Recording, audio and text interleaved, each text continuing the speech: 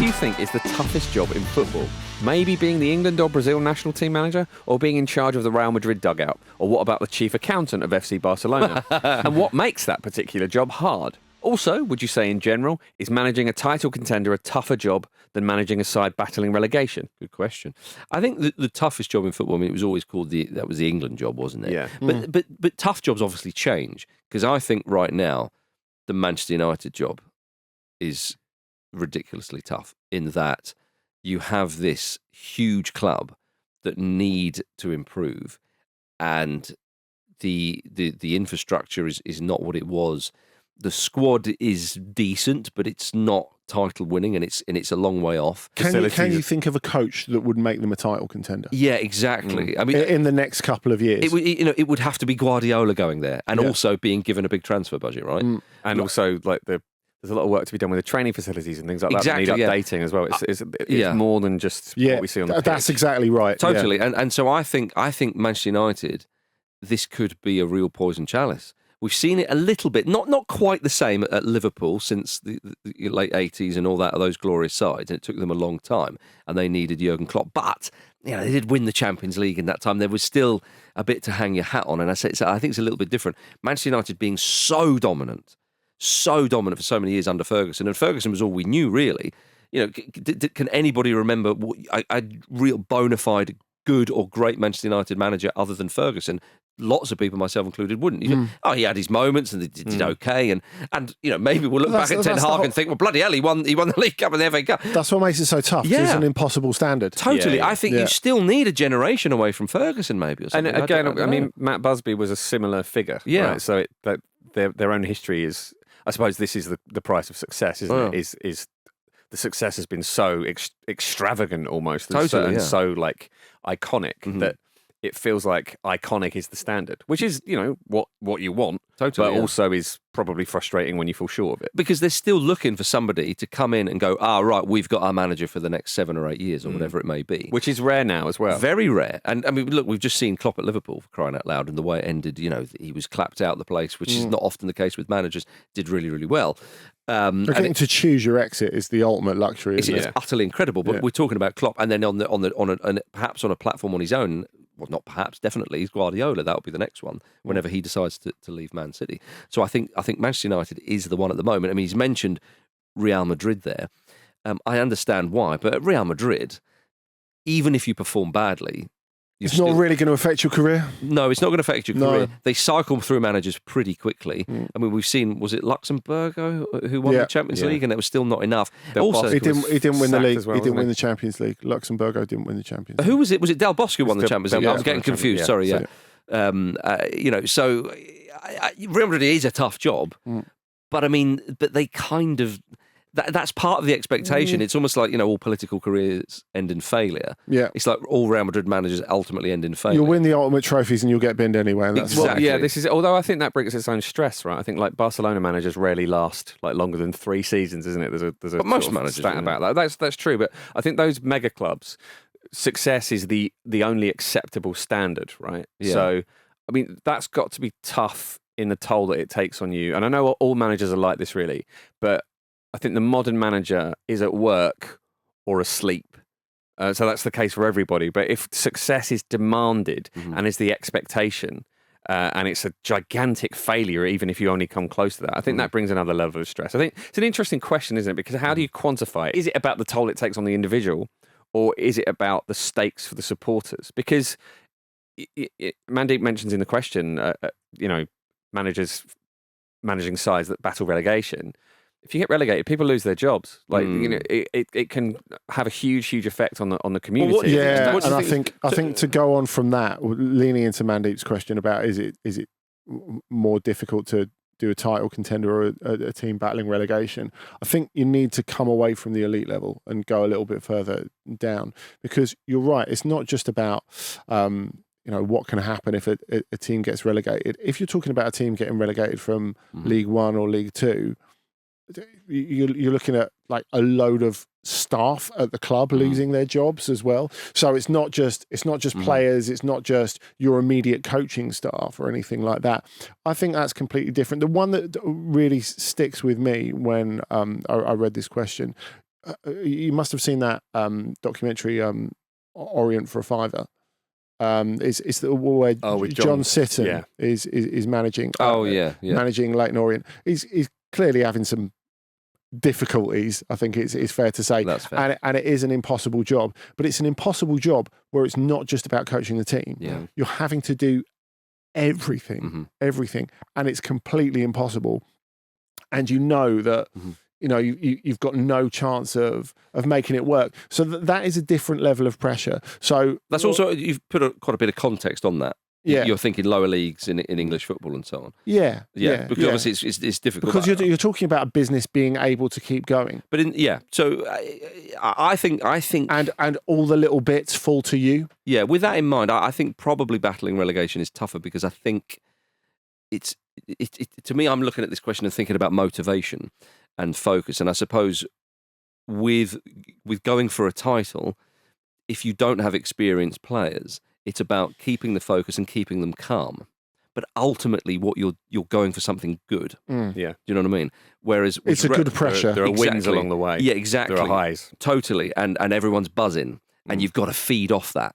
Relegation, you've got to create the momentum. I mean, we've seen Premier League clubs and clubs when the fans are on your back, when they're going crazy, when there's financial problems, if that is the case, and so on. I think that I think both are tough. Don't get me wrong, especially if you're up against Pep Guardiola, for crying out loud. You know, how do you beat him? But that's a very specific context. I think the whole relegation thing, I think because it's much more depressing. It's not you are basically, if you survive, it's relief. Definitely.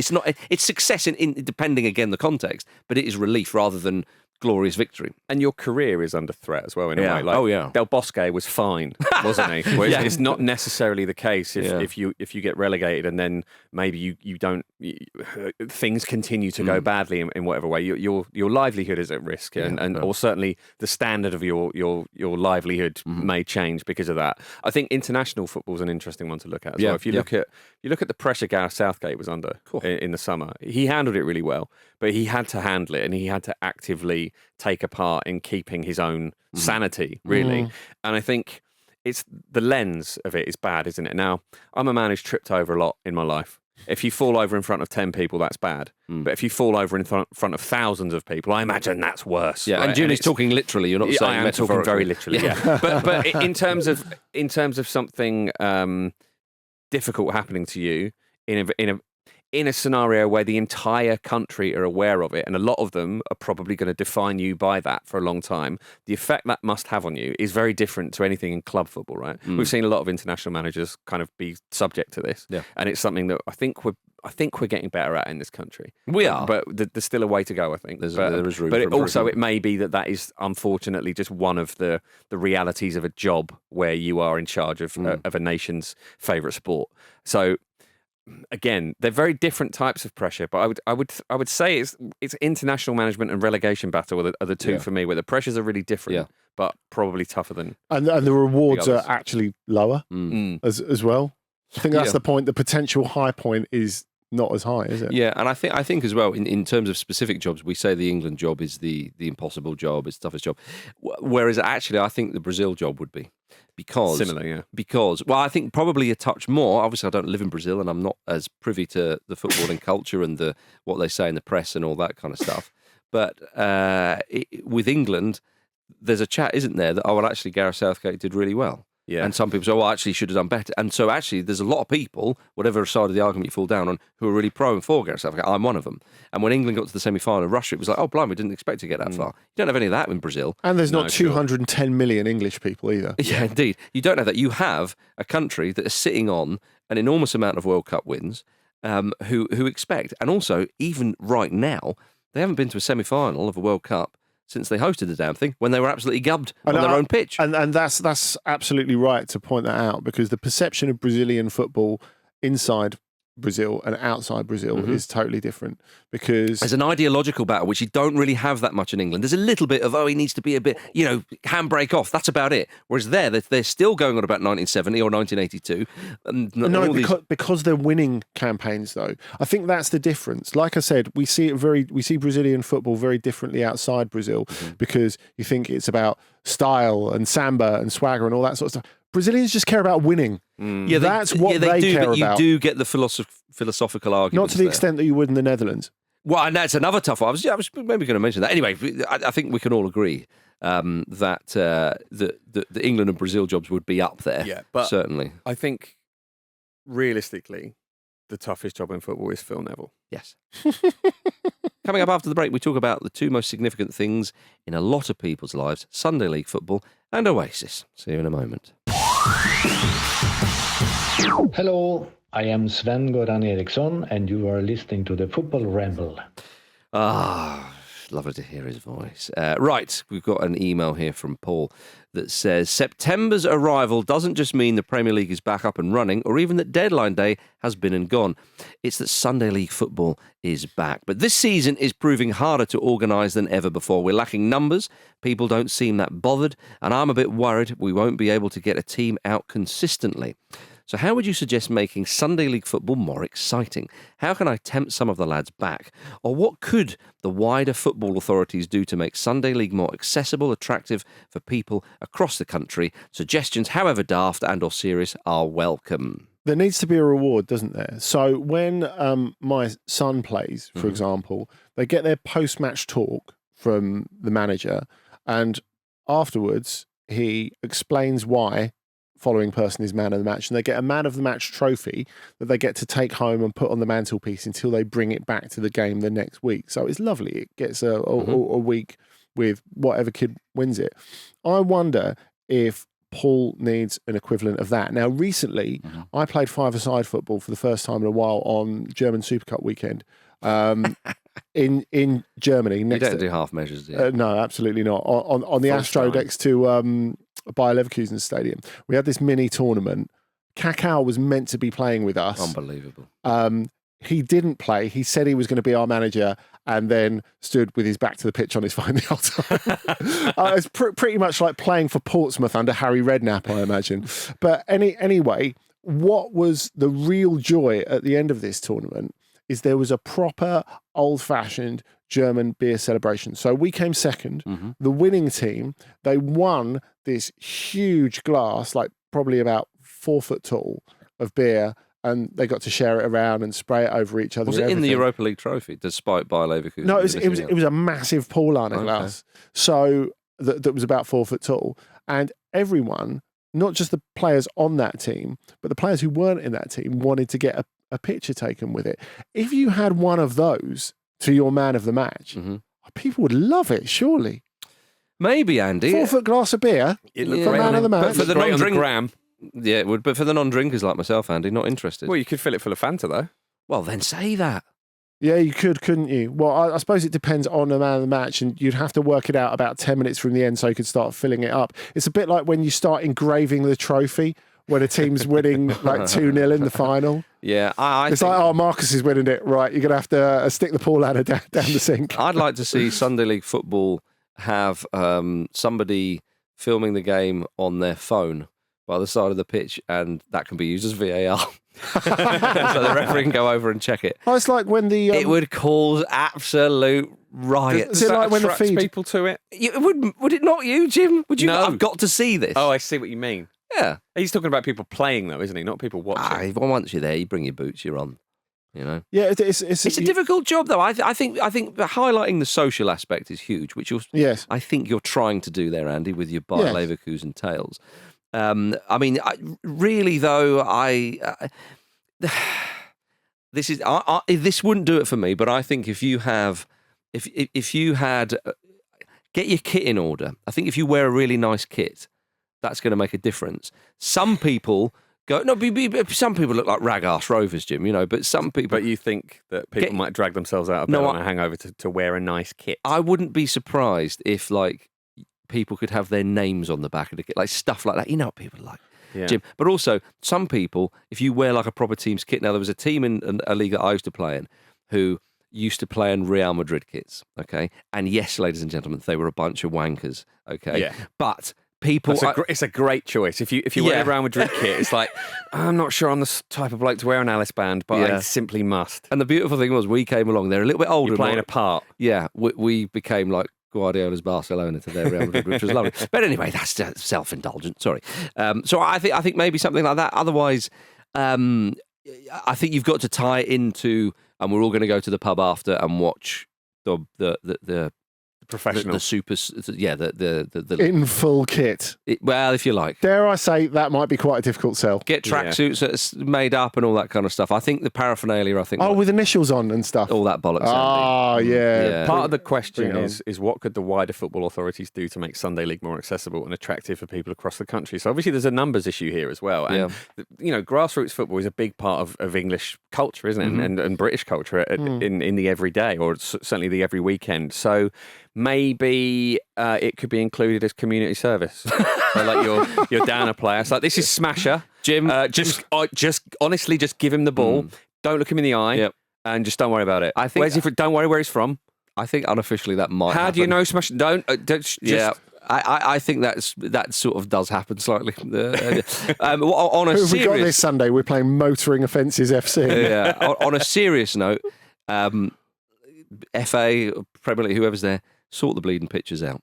Yes. Because there's so many crap football pitches at grassroots level in this country. Apparently in Germany the situation is much better. I mean, local so councils, that is wouldn't it, that would be doing that? Yeah, but I mean, the money can be filtered through to grassroots level. But it's the same with children. Yes. Yeah, you get a lot of games called off. A lot of terrible children all over the country. Exactly. We've got one here from Con from the Ford, who tweeted us on X saying, given Oasis are back, I wanted to ask, what pop act is your club? Oasis would be Man City. Of course. Came from humble beginnings to be a global brand. They don't do great in the US and are always compared to a group big in the 1960s, but they've always been huge. Chelsea, on the other hand, would be Atomic Kitten or Sugar Babes because they get new members each week. Very good. Yeah. Can we just take a moment, actually, to praise the bravery of all those people who don't like Oasis, who've been piping up about that at this time? I think it's bravery. Yeah, what a show of character. So we see you, Kings. Well done for not liking a thing. Oh dear. I don't like fun. I don't like Christmas. Too many people celebrating it. I hate choruses. Oh dear. Jim, can I have a little dig? Sure. Arsenal would be currently Blur. Oh, because they're the second best team. It's not a dig for me. Yeah. Would be a dig were it aimed at Luke Moore. Yeah, true. I think. Do we say then that Arsenal are more aesthetically pleasing than Manchester City? Is that what we're saying? No. More innovative? No, I'm saying they're second best with everything. To Man City at the moment. Hopefully not by the end of the season. All right, Your Excellency. You think Blur are going to reform as well? No, they've already haven't they? Yeah, but book a gig on the same day. Oh yeah, no. If they win the league, then I have to change my band analogy here. I thought about this. Fulham, right? I think they're a likeable, inoffensive side. Mumford and Sons. Come on. Shed 7. No, Andy, you're in the right area. Bear with me. And if you kind of think, I think a lot of people, if Fulham get a good result, I'm guessing people might think I'm talking absolute bollocks, and Brentford fans will be spitting blood right now. But I think people go, oh, nice one for that. You beat Manchester United at Old Trafford or whatever, although it's pretty fair. But they're not going to win anything. Right. They're not going to be top of the pops, are they? But, I think they're a nice addition. Supergrass. Okay. See what I mean? Okay. Like people think of and people. I love the way that music to you just means Britpop.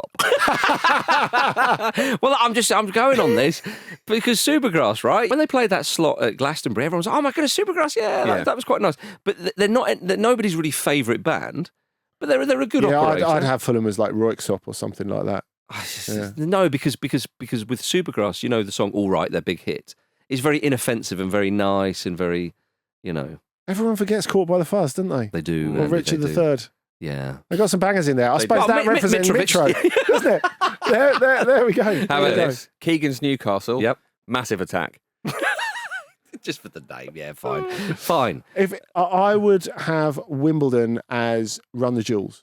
Nice. Because they're... I'm unfamiliar. Are you? You need to get into it. Yeah. Well, so Run the Jewels come together like quite late in sort of like journeyman rap careers. Right. And it happens by accident. It's not really meant to happen, but it does happen, and they're lifted to these incredible highs. Yeah, they're huge now. They also did an album they remade one of their albums entirely with cat noises. Meow the Jewels. Meow the Jewels, because they sound it was wank. like a Patreon thing, wasn't it? I think it was something, maybe not a Patreon thing, but they set. I think the story is they set this ridiculously unobtainable goal on something like that. It's like, if we hit this number, we'll remake the album in cat noises. Right. And then they did hit that number. Like, oh fuck, we've got to do it now. So they did. I think Liverpool are the Beatles. Yeah. Brilliant. Newcastle are Lindisfarne. And so on and so forth.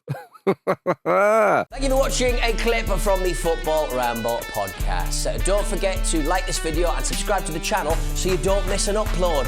A single upload. Don't miss out on the uploads. The uploads are important.